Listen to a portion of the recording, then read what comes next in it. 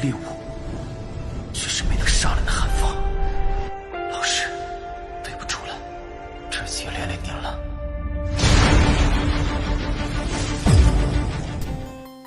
Hey, what's up guys? Selamat datang di Animasi Donghua Spoiler.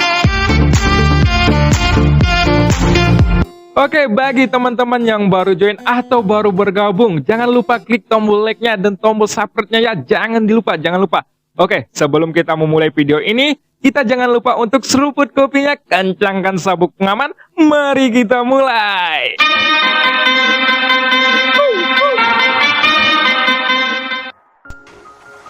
Pada episode sebelumnya diceritakan, Yusuan menjelaskan informasi tentang klan Yuansen. Namun tak lama kemudian, Xion meminta kembalikan avatar Yuansen-nya kepada Yusuan. Namun, hanya kerangka yang muncul di depan Xion. Hal ini membuat Xion marah. Tapi tak lama kemudian, Yusuan akhirnya menyerahkannya kepada Xion.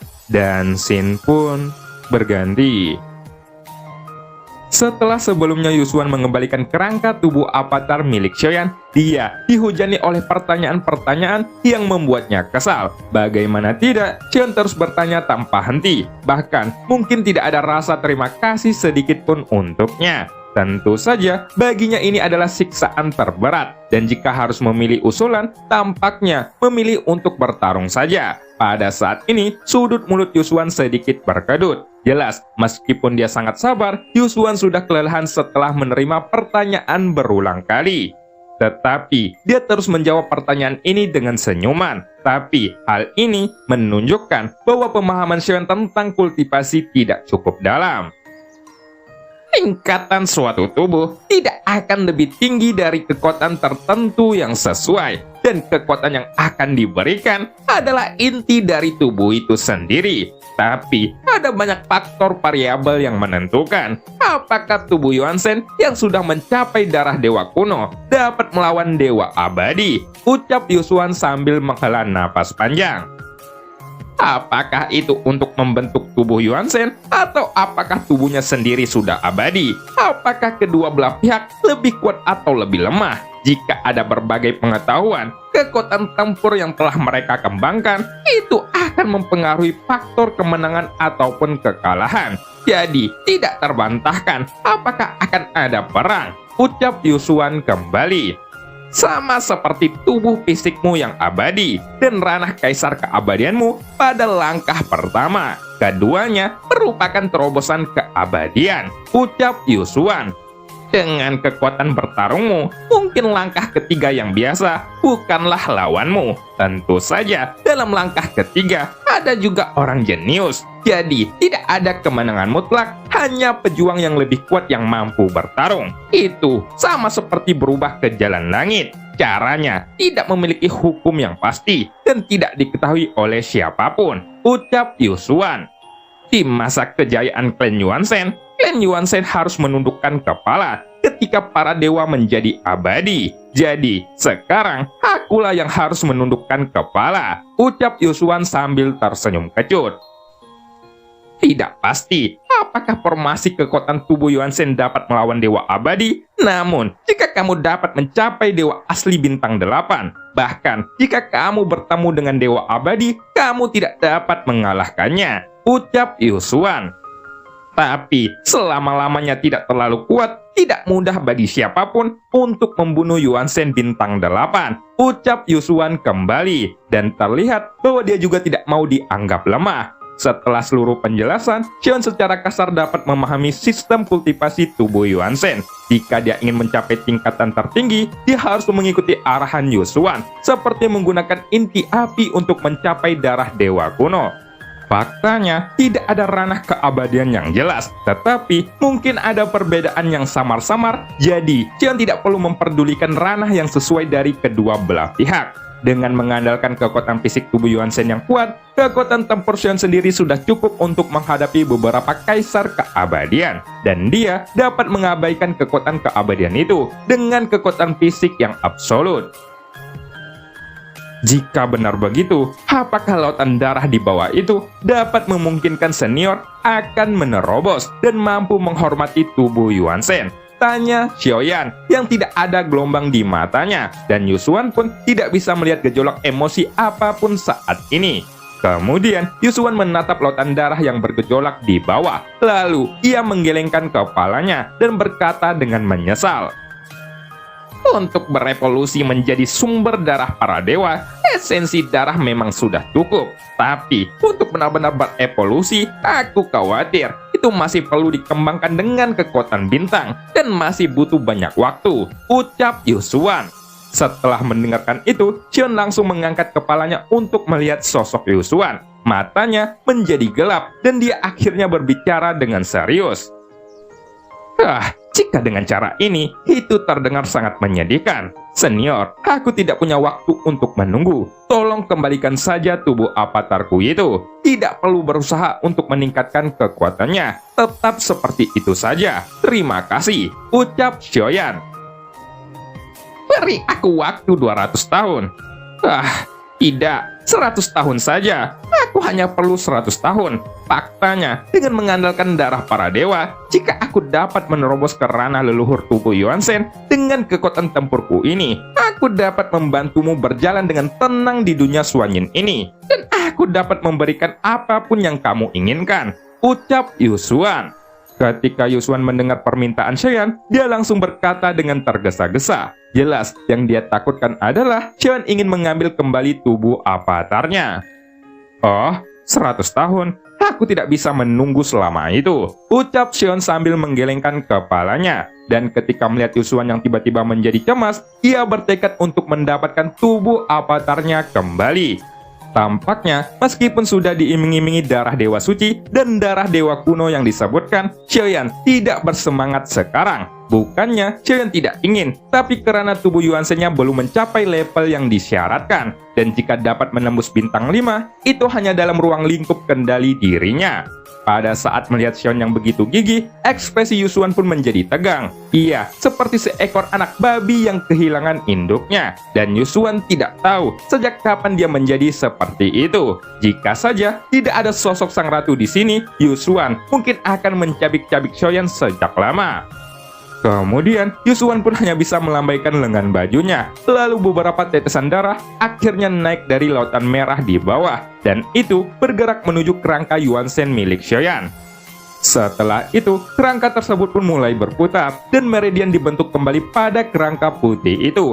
Bahkan pembuluh darah serta daging yang padat mulai menyebar dalam waktu kurang dari setengah batang dupa. Sosok Yuan Shen pun milik Xiaoyan dipadatkan kembali. Dan jika diperhatikan lebih teliti, pada tubuh tersebut beberapa perubahan telah terjadi pada penampilannya. Dan itu terjadi karena tidak lagi mengandung jiwa Xiaoyan. Namun segera, kekuatan Xiaoyan untuk merebut kendali tubuhnya menyelimutinya. Pada saat ini, tubuh Yuan Shen itu tidak memiliki kesadaran ataupun jiwa. Itu seperti selembar kertas kosong. Dan akhirnya, jiwa Xiaoyan langsung menempatinya tanpa halangan apapun. Ada 2 bintang yang bersinar di jantungnya. Sepertinya, hal ini tidak berbeda dari sebelumnya. Lalu, tubuh Yuan Shen itu pun melangkah keluar dan mendekati sosok Xiaoyan. Akhirnya, kedua tubuh itu pun terjalin. Kemudian, setelah penggabungan, tubuh Yuan Shen itu sepertinya telah masuk menjadi bayangan Xiaoyan dan tiba-tiba menghilang tanpa jejak. Senior, terima kasih banyak, ucap Xiaoyan sambil menangkupkan kedua tinjunya. Namun pada saat ini, wajah Yusuan terlihat sangat suram. Dia tidak mengatakan apa-apa lagi. Xiaoyan juga tidak melanjutkan pembicaraan dengan Yusuan. Dan setelah mengambil tubuh Yuan Shen, dia langsung berangkat untuk kembali ke punggung si kelinci Bingyun. Ayo pergi, kita keluar dari sini. Ada banyak hal yang perlu diselesaikan sesegera mungkin, ucap Xiaoyan sambil menatap sang ratu. Dan sosok sang ratu pun mengangguk dengan patuh. Sementara itu, ketika Yusuan memandangnya dari kejauhan, dia masih tidak percaya apa yang dilihatnya. Di sisi lain, sosok kelinci Bingyun pun langsung melompat dan bergegas dari tanah menuju bintang-bintang. Gerakannya bahkan menghempaskan lapisan es dengan keras, dan segera sosoknya berubah menjadi kilatan cahaya. Mereka kini pergi meninggalkan bintang Han Pansing dan melesat menuju kekosongan yang jauh. Akhirnya, mereka menghilang dalam hitungan detik. Tapi, setelah kelompok Xiaoyan pergi di dalam inti Han Pansing, sosok Yusuan tetap tidak bergerak. Butuh waktu yang cukup lama sebelum dia keluar dari pusat bumi dan melesat menuju langit Han Pansing. Lalu, dia juga melihat keluar dari kehampaan dan tampaknya terus memperhatikan sekeliling. Kemudian, setelah beberapa saat, Yusuan tiba-tiba menghela napas panjang. Keringat dingin keluar dari dahinya dan tatapannya penuh kengerian muncul di matanya. Untungnya, kemampuan aktingnya cukup bagus untuk bertemu kembali dengan bintang jahat ini. Setelah itu, Yusuan menepuk dadanya dan secara bertahap menenangkan napasnya yang kacau. Lalu, dia melihat kehampaan di sekitarnya untuk mengkonfirmasi lagi dan lagi. Dan setelah memastikan bahwa Xian telah pergi, sosok Yusuan perlahan tenggelam. Tapi, di mata Yusuan, cahaya dingin pun berkedip. Sosoknya terdiam cukup lama, dan setelah beberapa saat, dia kembali tersadar. Tampaknya, semua sandiwara yang dia buat ini tidak memiliki celah, dan dia mungkin tidak ada yang menyadarinya. Kemungkinan, Yusuan perlahan melangkah lagi menuju lautan darah di bawah, dan sosoknya mulai tenggelam. Namun, masih ada jejak ketakutan di wajahnya. Sementara itu, dalam kehampaan, tidak jauh dari bintang Han Pansing, ada dua sosok yang tengah duduk di belakang kelinci raksasa. Mereka terus memandangi bintang Han Pansing, dan ternyata Xiaoyan tidak pergi. Dia bukanlah orang dari klan Yuan Shen. Dia sama seperti diriku. Seharusnya, dia juga datang ke sini untuk mencari sumber daya, ucap Xiaoyan dengan suara yang dalam. Namun, sang ratu sepertinya tidak terkejut. Mungkin tidak ada yang mengejutkan baginya. Itu karena dia tidak pernah memperhatikan hal-hal ini dari awal hingga akhir. Apakah ini hanyalah tebakanmu? Tanya sang ratu. Xiaoyan pun tiba-tiba terdiam dan mengangguk karena ini memang hanyalah tebakannya. Tapi, suatu hal yang aku yakini adalah darah para tubuh Yuan Shen milikku digantikan olehnya. Meskipun kekuatannya dipulihkan menjadi bintang 2, darah yang mengalir di tubuhku bukan hanya membuatku merasa lebih kuat, tetapi juga sangat lemah, ucap Xiaoyan. Pada saat mengambil kembali tubuh Yuan Shen, meski perasaannya halus, tubuh avatar ini sudah lama bersama Xiaoyan. Jadi, perbedaan sekecil apapun masih bisa dirasakan. Oh, lalu karena itu adalah kesalahan, mengapa kamu tidak langsung mengambilnya kembali? Tanya sang ratu sambil menatap Xiaoyan dengan ekspresi ingin tahu. Aku hanya ingin melihat apa yang sebenarnya ingin dia lakukan, dan aku ingin melihat seberapa kuat teori dewa dan kehormatan yang dia katakan itu, ucap Xiaoyan. Namun, jika dia benar-benar berhasil menerobos menuju Yuan Shen keabadian, apakah dia masih bisa ditekan? Gumam Xian sambil melirik sang ratu. Setelah Xian selesai berbicara, dia kembali memikirkan masalah ini. Meskipun dia berbicara dengan suara yang mendominasi, sebenarnya jika sang ratu tidak bergerak, Xian tidak akan menjadi lawan Yusuan sama sekali. Atau lebih tepatnya, Xian bahkan tidak memiliki kualifikasi untuk menjadi lawannya.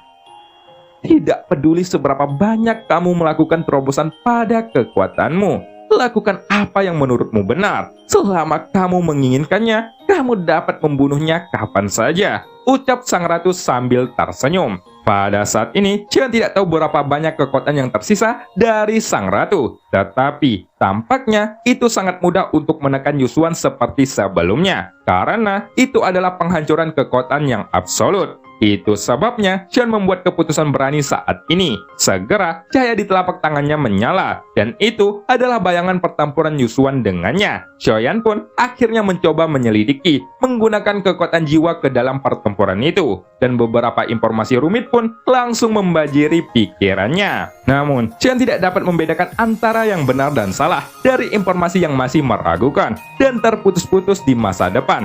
Dari persepsi memurnikan ramuan, metode menggunakan inti api untuk meningkatkan darah tidaklah rumit, dan kebenarannya memanglah beragam. Kini, perasaan Xiaoyan tidak sepenuhnya yakin, seolah-olah informasi umum yang diambil dari ingatan yang samar itu adalah benar, tetapi detailnya terlalu sedikit, dan hal ini tentu saja tidak masuk akal. Setelah itu, terlihat bahwa ada pedang giok di tangannya. Xiaoyan pun membalikkan telapak tangannya dan menghancurkan pedang giok itu menjadi beberapa bagian. Di antara serpihan itu, teknik memotong darah dengan inti api sudah diingat di dalam benaknya.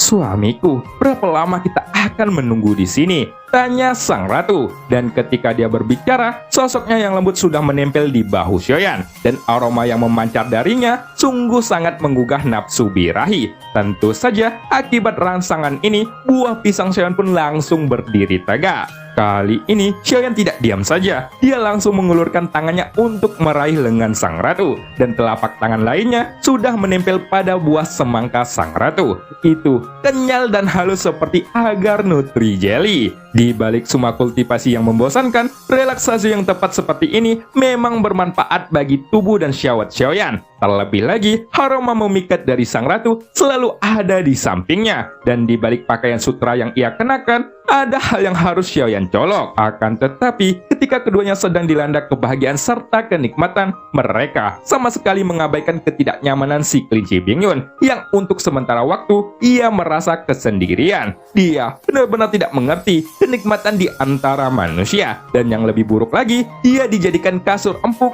oleh mereka berdua di depan umum. Ini, dalam kehampaan, tubuh si kelinci Bingyun bergetar naik turun karena goyangan Xiaoyan yang brutal. Sementara Xiaoyan sedang asik bergoyang, Yusuan saat ini sedang bersila di inti bintang Han Pansing. Sekarang, dia sedang membuat formula dengan kedua tangannya, dan semua warna merah pun telah menghilang. Itu digantikan oleh warna emas yang cerah. Kemudian, semua darah tersebut berubah menjadi bola, dan bola ini membungkusi inti bintang Han Pansing.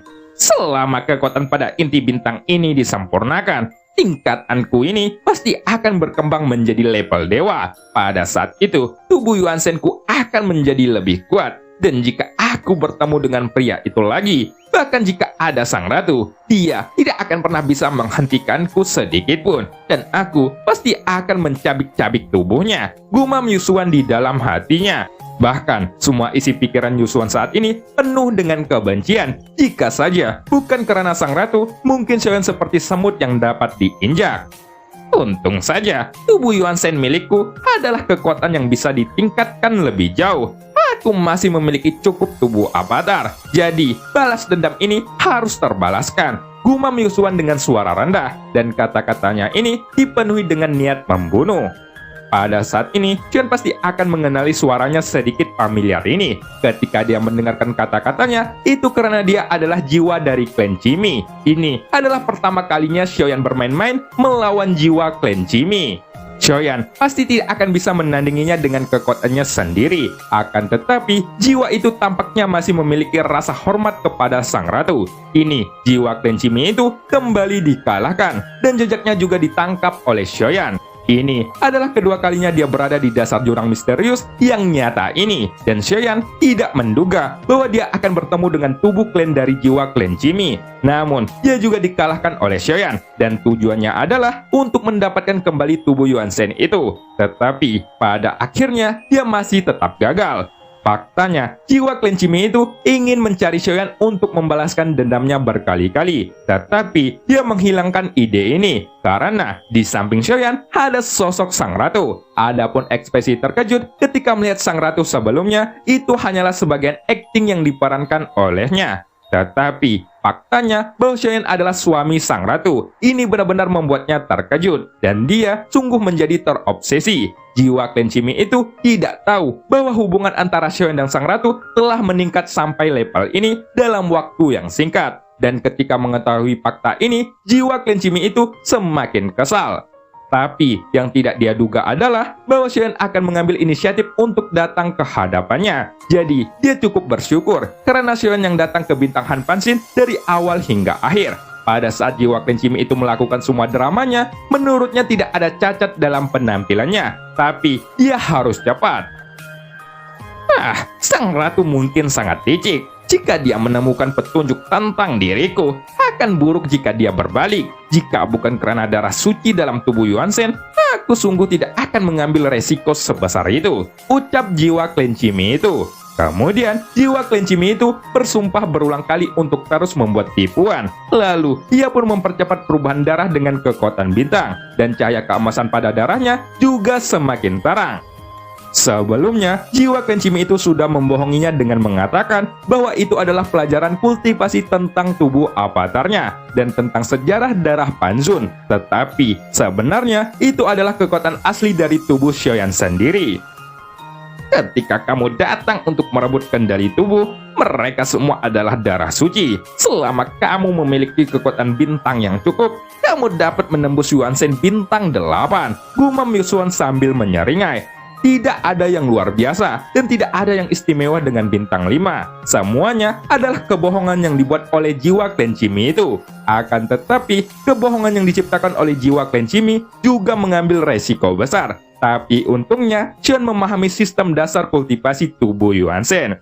Segera, jiwa klan Cimi itu dapat merasakan bahwa darah para dewa akan menjadi milik Yusuan sepenuhnya. Senyumnya pun menjadi semakin ganas dan terlihat bahwa dia sangat bersemangat karena dia sudah terlalu lama menunggu momen ini. Bagaimana tidak, dalam waktu yang singkat ini, jiwa klan Cimi itu langsung kehilangan 2 tubuh avatar, dan hal ini jelas membuatnya sangat tidak senang. Namun sebenarnya, jiwa klan Cimi itu sudah membuat 100 tubuh avatar, tapi kini tinggal 98 tubuh yang tersisa. 20 terluka parah, 20 masih disegel, dan masih ada beberapa tubuh yang ada di berbagai dunia, tapi ia tidak dapat menggunakannya. Sialan, sepertinya dengan jumlah tubuh avatar yang saat ini aku miliki, itu masih belum cukup. Aku harus terus merebut tubuh lainnya, ucap Yusuan. Ada pandangan kegilaan di mata Yusuan. Hal ini belum pernah dilihat Shoyan sebelumnya, dan ekspresi di wajahnya bukanlah yang seharusnya dimiliki oleh manusia. Dan cerita pun berakhir. Sampai jumpa di episode selanjutnya. Membeli tuak di tempat Pak Dadang. Masih kuatkah yang bergadang?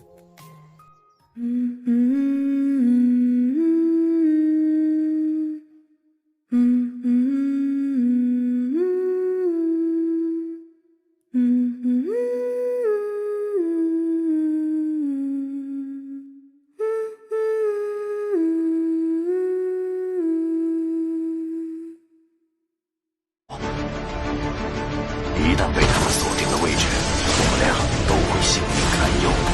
所有的隐忍，只为了这一天。我已经等待了太久。今天若是你能够安然无恙地走下擂台，萧炎从此不再踏进迦南学院半步。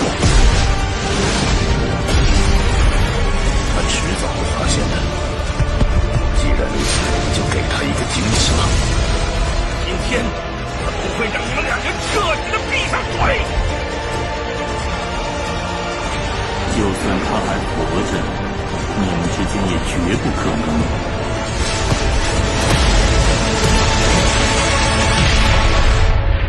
加玛帝国云岚宗，萧炎回来了。